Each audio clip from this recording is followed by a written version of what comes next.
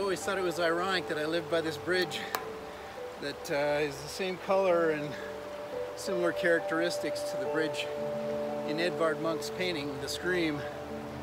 We're going to look at Edvard Munch. He was painting in the effects of the Industrial Revolution. Men didn't know what was going on, and we're kind of in similar times again. So let's take a look at some of his paintings and talk about Edvard Munch from an artist's perspective. I'm glad you tuned in for my little visit today about a very famous artist, Edvard Munch, whose painting is really famous. I started this out with a little bit of silliness, and because we sort of look at his painting in sort of a light-hearted, silly deal when we use it for marketing and this and that. The Scream has been used. I want to maybe change the view of it a little bit, and since I am an artist and that's my perspective, I wanted to sit down at my easel and do a little copy of The Scream. It'll be a nice background throughout this presentation so you can see some technique, and it'll keep things interesting visually as I talk about some of the other aspects of Munch. I'll be quickly touching on some history and some philosophy at the times, and I encourage you to do your own research when I'm done here about some of the things that were happening in Europe, and it's all very fascinating. It was setting a lot of the foundations for the way we think today, and things were very interesting. Edvard Munch, I think, could have been known as one of the great naturalist, realistic painters of all time. He studied he's from Oslo, Norway, which was kind of a strike against him in the day, but he studied at the University of Oslo and was with the great Norwegian painters. And I'm going to start out with showing a few of his early paintings where he was a brilliant naturalist painter. This first painting that's going to come up here is an early self-portrait of him when he was really young. Look at the technique, and look at that eye closest to you, the glow on there. That's he was great. This next painting, he could have been ranked with any of the great naturalist painters, I believe. Look at the window shade on that one. The colors. This is a difficult portrait. Look at this guy's face and think of trying to paint him. And here's another unusual face that he captured in such an amazing fashion. Look at the emotion in this face. It's not the typical portrait, but it certainly caught something, didn't it? And then just the sensitivity as a realistic painter. He could have been right up there with everybody. He spent some time in Paris early on. He saw what was going on in the early 1800s, and then he went back to Norway and painted for a while, and then he actually spent quite a few years.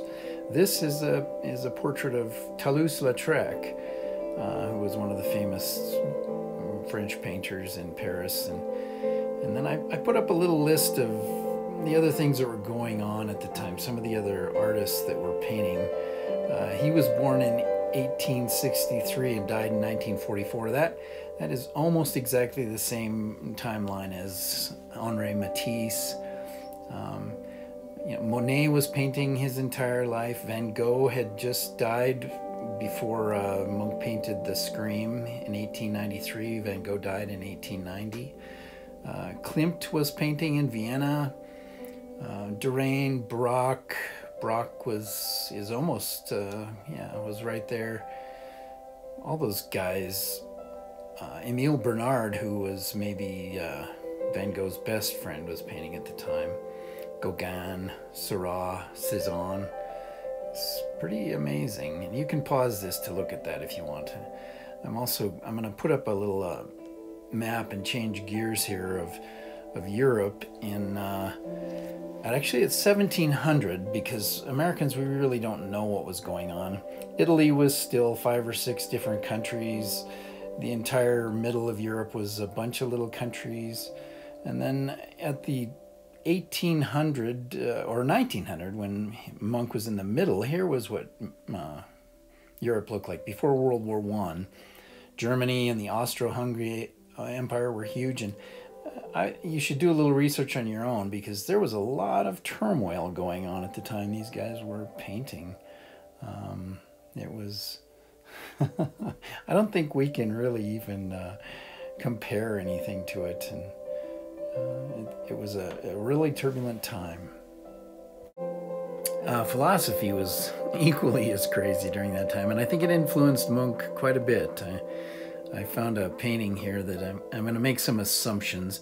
I think painters want you to make assumptions from paintings. I think they enjoy that. And I found this painting, and I looked at it, and I could definitely tell that tall figure in the middle was Nietzsche, the philosopher Friedrich Nietzsche, because he painted him later in some other paintings. And so I'm going to say that that middle figure who stands above all the others was Friedrich Nietzsche. And the 1890s was filled with talk of him and what he'd done. The other one, I looked around, the guy on the left might be Schopenhauer, who was early 1800s, the philosopher that may have started the thoughts about, nihilism. Then the guy on the far right, kind of in the bottom with the beard, he looks like somebody kind of famous, maybe Charles Darwin, who was having quite an influence at the time, as you can imagine. And then the one that's between Nietzsche and Darwin, I couldn't really figure out. He might be Freud, but I'm not sure. I don't know when this painting was painted. And then there's the kind of the onlooker guy on the far right. And yeah, he has similarities to a reoccurring figure in a lot of Munch's paintings, which might be his self-portrait, actually. But the foundations of philosophy were affecting all the painters that were going on at this time. And so I wrote out another little hand-sketched little list, and I'm going to put it up with some of the things that were going on. And I left out a lot of people. I left out quite a few. But I've got Schopenhauer, and that's him again there. And then Kierkegaard. A lot of people haven't really talked about him, but he's a pretty foundational philosopher for a lot of the modern stuff. And then, of course, Karl Marx was writing Das Kapital, and there was a lot of things going on. Nietzsche, I mentioned, and then after him, at this time, Freud was coming into his heyday. And then Carl Jung, his associate, they had fallings out. There was just so many new things coming up all the time. I think people were a little confused. Munch's maybe best friend who was in this painting here was Hans Jaeger, who was a bohemian anarchist, if you can imagine that kind of thing. So there was just a lot of turbulence in the time, and I don't think we can even imagine it. There were seances and communes. Tolstoy was a big influence. There were, this is Nietzsche, it's not Tolstoy, but Tolstoy was influencing commune living, and there were all sorts of cults, and it was a really turbulent time in Europe. Starting out with the people were rebelling against the Industrial Revolution and wanting to get back to Earth. And in fact, the real title, the full title of this painting, The Scream, was called The Scream of Nature, is the full title, and he first did it. And I think there were a lot of people saying that nature didn't like what was going on at the time. We aren't as dumb as we thought we were, are we? And this is that painting I found of, it's actually called The Portrait of Nietzsche.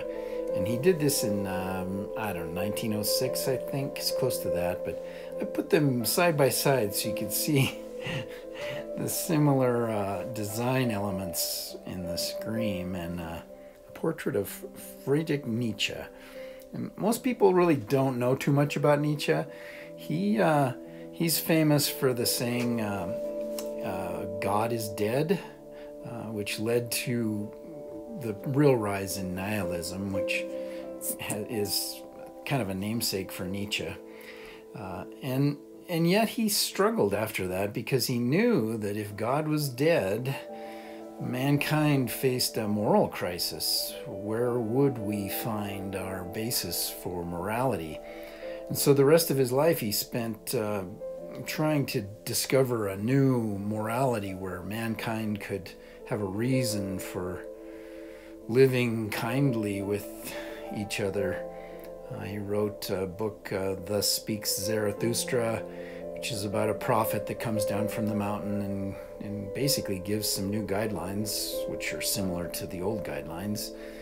And he felt the human ego had to rise to the occasion, and great men would rise up and lead us. And in some ways, he was taken wrongly, but some of those thoughts led to fascism. And Hitler, of course, loved his line of reasoning because he thought he was the great ego that was going to rise up. And then I'm going to use this to show that the Scream also had a lot of influence on quite a few other paintings that Munch did. He revisited this theme of the bridge. A lot of people think this is a rail that's overlooking Oslo, Norway, but some of the water and some of the other things aren't there. So, and then I'm going to come back to another. This is more of a sketchy drawing of that same Nietzsche portrait. And then I'm going to show the size of that painting in the Oslo Museum. That's that painting in scale. So you can see these paintings, we think they're just little drawings, which mine is, but his were big, large scale paintings he was doing. Mine's just, I don't know what it is, 20 by 14 or something like that. The actual Scream wasn't one of his bigger paintings, but he did it in a time when everybody was really reevaluating everything to maybe even a greater degree than we are today. And I'm going to talk about his personal life a little bit. A lot of people make a big deal about that. He experienced death at a young age, and a lot of his paintings talk about that. And obviously this one, you can relate this back to the Scream as well. His mother died when he was 6 years old, and I think that was probably a real big event, formative event. He did a lot of paintings of funeral scenes. People had just died, all the mourning, which obviously were kind of morbid. They weren't the things you'd want to have in your living room, but it was a different time. People were saying, hey, there's a lot of things that we aren't talking about. And he was really pushing the envelope on all these paintings. There you are. I'm going to fade into the Scream from that face, and you can see that the Scream became real popular. He did it early in his career, surprisingly. He did it in 1893. Really, he was 30 years old, and it gained huge popularity. And so I think he revisited this motif for the rest of his life, partly because it really was him, but it was who people saw him as, and it was kind of his marketing spot. Here's another blend into a painting. That's a familiar head, but it's on kind of a nude in a boudoir scene, and there's the Scream. It's kind of interesting. He did a lot of other themes. He struck on themes. He did these paintings that I'm showing now of women in kind of white, glowing, angelic forms, and then the men kind of shadowy, dark, ominous figures. And a lot of people have said that he didn't like women, but these paintings seem to me that he was, maybe if he didn't like women, he was guilty about it, because the men are always dark, shadowy figures. Here's the women all bright, and then the men are all in dark, kind of lurking shapes. He did a lot of this kind of thing. So I think he was really in pain for the suffrage of women at the time. The men are portrayed as, obviously this one, the fat guy grabbing onto the woman, and then here's the woman looking And the guy is sort of lecherous. I think he really was feeling pain for the suffrage movement, really. And then he was the king of self-portraits. There's a portrait where I think the scream ends up being a self-portrait, but I always thought Rembrandt was the king of self-portraits, and then I looked into Munch, and I'm just showing just a tiny portion of his self-portraits. He was maybe the master of all self-portrait. He painted himself over and over and over. It's almost, yeah, it's crazy how many times he painted himself, and didn't hold back on what he thought about himself. Look at that portrait of himself when he was older. I like that. He was really good. Look at this one compared to the Scream, thinking of the Scream as maybe adding himself into that. Then he looked at the creature in the back, like his alter ego. He was one of the early best symbolists, I think. There, he doesn't look too happy. Here, that's interesting, the bright red ears. I love his vast amount of self-portraits. And there's a lot of information available. You can find a lot of these things online, which I did, and I encourage everybody to look, because it's really fascinating. A lot of these he actually painted by himself pretty much after 1920 till he died. And they found in his attic, when he died, they found over thousands of paintings and prints that now are part of this group of paintings we had. There's his last self-portrait, supposedly, between the clock and the bed.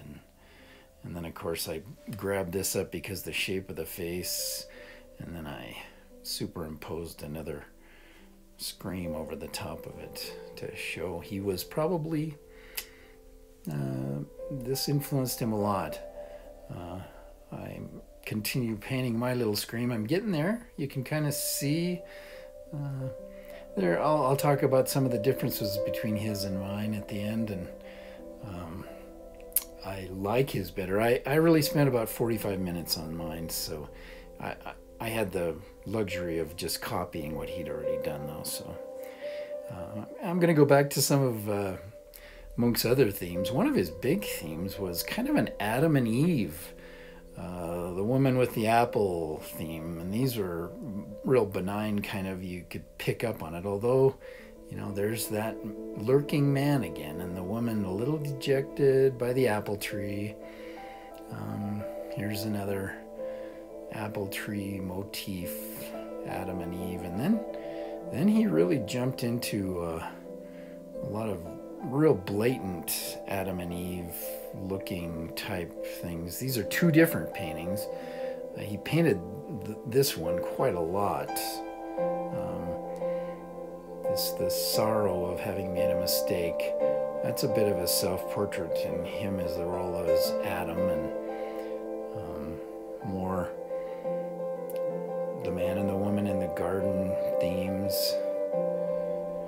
This one became a theme for a lot of paintings, and people call them the vampire paintings, but it doesn't appear vampirish to me, and I don't think the origins came from that. So I think a lot of critics are marketing people trying to find something that'll sell sometimes. There's a real beautiful painting of kind of an Adam and Eve motif. And then these are obviously having to do with the Industrial Revolution. Adam and Eve with their chemistry set, toying around with new apples that might not be so great. He did a lot of paintings like this, sort of in the garden type things. So he did a lot of different motifs, and I think when this painting, the Scream, became popular, it influenced him to become more of a symbolist. And Hans Jaeger, who was his kind of mentor, who I mentioned, they were really close friends, and he did paint his portrait. Jaeger was actually imprisoned for treasonous activities as an anarchist. He was later released, but there was a lot of different things going on. Then Munch had another, later in life, he called a group of paintings he called the Frieze of Life.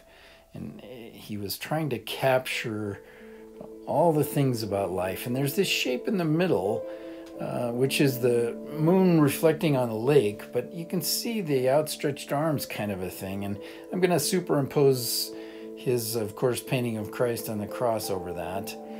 And which, you know, whether or not you think that he was talking about Christianity, his father was a devout Christian, and Oslo, Norway was at the time called Christiania. And so I'm not sure what he saw there, but it looks to me like he was including that shape in a lot of his paintings about life in the background. It's a reoccurring theme in really, I showed these paintings that I found, but there are tens and maybe even hundreds more paintings with that shape in the background. There he is in the background again. So it's hard to say what he was thinking. It's fun to speculate.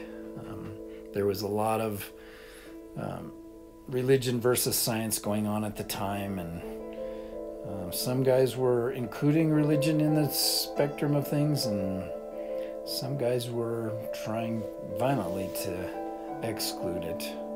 And it's always been a big factor. History doesn't really talk about that because we've separated religion from secular public school, and so we can't really visit about some of those things. And since I'm just a dumb artist, I like to speculate that was having a lot to do with things going on at the time.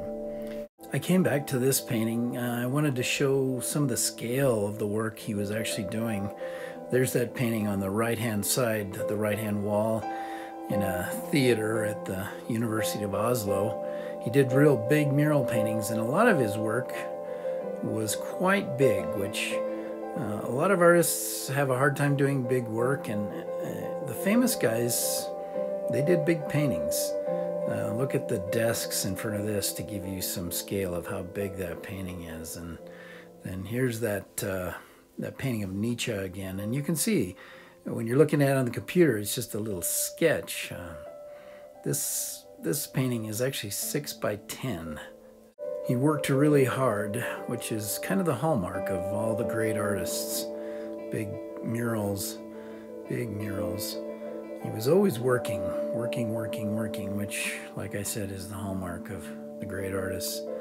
And he had another little thing going for him, that there weren't very many well-known artists in Oslo. He'd gone and kind of made his name in Paris and Berlin, and so when he came back to Norway, he was a little bit of a art celebrity. So he was given a little bit more freedom than a lot of artists experience. He was able to jump around with these different themes, whereas if he'd lived in Paris, he would have been, a fish in the big sea. He would have had to solidify a style to where he could be recognized and kind of have his place. I think the fact that he lived in Norway gave him a fame that was able to, gave him some freedom to play around with styles. The market always affects how artists are able to perform. And like I said, I think if he was in Paris or Berlin at the time, even London, he would have had to create a style and stick with it a little bit more. The galleries and the marketers like to be able to point you out, and he avoided that. And I think where he was helped with that. I think it's maybe why he stayed in Oslo. He had a certain amount of celebrity there that he wouldn't have had in the other places. He could have painted with Matisse or any of those guys. I'm putting up a few paintings that show you that he could have been a Fauvist. These paintings, this next one, I mean, if you didn't know better, you would say, oh, well, that's a Matisse or a Derain. He's one of the Fauvists, but here again, there's another Matisse if you wanted. But he was always proving, oh, I could paint like those guys. I could paint like those guys. And I kind of do that too. I relate to him. I have a hard time sticking with how the market drives things sometimes, and it hasn't always been good for my career. Not that I'm comparing myself to Edvard Munch, but he did a lot of different things, and a lot of artists, because of the market, just can't play around like he was able to do, I think. Look at that portrait. The life in it. And then, of course, he did dogs, too. He would have been real popular nowadays. He did a lot of different work. And I really, I respect him. I do think the market was different. He was able to create a lot of different paintings, but like I touched on earlier, he worked hard. And the great artists, that's what I recognize. I see that they were just painting all the time.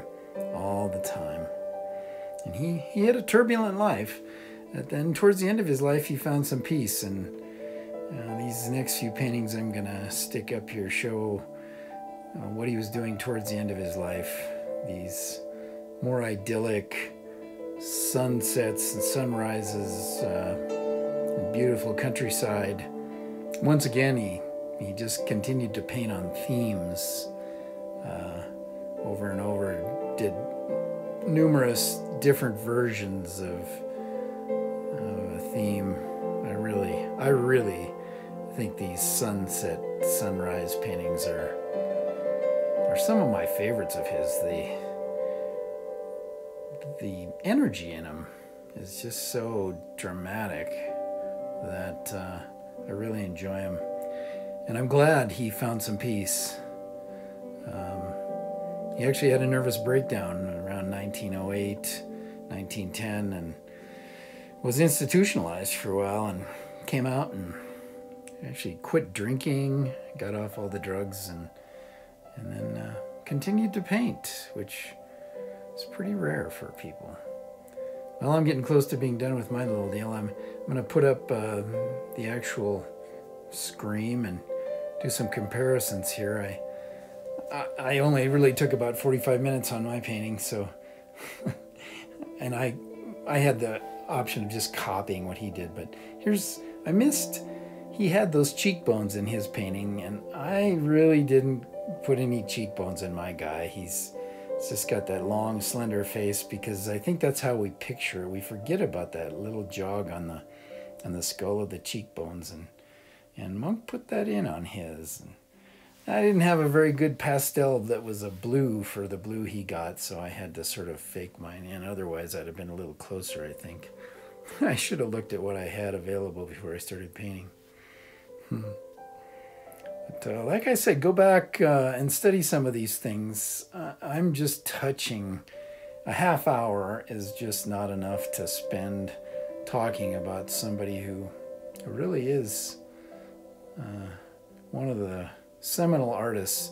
I think the Scream is one of the top 3 or 5 recognizable paintings in all of art, and to have your work be listed with the Mona Lisa or the Last Supper or the Sistine Chapel, some of those things is pretty amazing. And this has been Munch from an artist perspective, and I did my little copy there. It's, as you can see, his has a lot more depth and feeling and emotion. I kind of caught it, but it was fun to watch me do it, maybe. I hope. He did several versions, and he did 3 paintings, 2 pastels and 2 paintings. The one is the pastel. This is another pastel I found. I found the fourth painting and I didn't get a very good picture of it, so I left it out. And here's the painting that he did. It was a popular motif, and printing was more primitive, so people wanted him to do new ones for him, and he did it. And he did a lot of litho prints and wood block prints because he could sell them. Look at the cheekbones on that one. There's the famous one that sold for millions and millions of dollars. And there's that peaceful sun. Look at the energy there. So dynamic. He was quite a painter. Quite a painter. Now I'm going to do something here that will relieve you for worrying about any copyright infringements I might have on this. There's my version I'll show you for one last time. And then I'm going to do this. No one will worry about me selling it. Nobody will worry about me selling it. The Scream of Nature. My little pansy art hand's trying to rip it. I needed some guy that could rip phone books to help me out here. Yeah, come on, Mike. Oh, there you go. That's better. That watercolor paper is kind of stiff. There it goes in the garbage. And that was sure fun. Thanks for watching me and listening and thinking about Edvard Munch. He painted in a turbulent time, probably more turbulent than our time, if you can believe that. Yeah, it was the foundation that led to the time we're living in now. And the Scream of Nature was going forth in 1893. Thanks for watching. And check out my website. I'm a bit of an experimenter too. I don't compare myself to Edvard Munch though. Thanks for watching and keep tuning in. I appreciate it.